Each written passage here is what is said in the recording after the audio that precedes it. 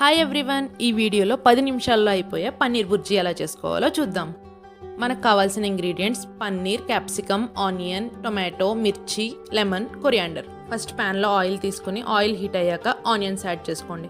Onions కొంచెం colour change అయ్యాక capsicum add చేసుకుని 2 మినిట్స్ పచ్చివాసన పోయేంత వరకు ఫ్రై చేసుకుని నెక్స్ట్ టొమాటోస్ యాడ్ చేసుకోండి. అందులోకే 1 spoon ginger garlic paste add చేసుకుని టొమాటోస్ పచ్చివాసన పోయి మెత్తగా అయ్యేంత వరకు ఫ్రై చేసుకోండి. Next 1/2 teaspoon coriander powder add చేసుకోండి.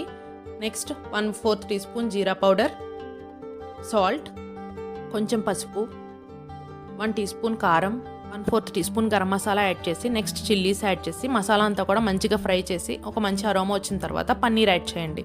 పన్నీర్కి కూడా మంచిగా మసాలా అంతా పట్టేంత వరకు ఒక 4 మినిట్స్ అలా ఫ్రై చేసి నెక్స్ట్ లెమన్ జ్యూస్ పిండి కొరియాండర్ యాడ్ చేసి స్టవ్ ఆఫ్ చేసేయండి. అంతే, ఎంతో డెలిషియస్ అయిన పన్నీర్ బుర్జీ రెడీ. ఈ పన్నీర్ బుర్జీ రోటీస్లోకి, చపాతీస్లోకి చాలా బాగుంటుంది.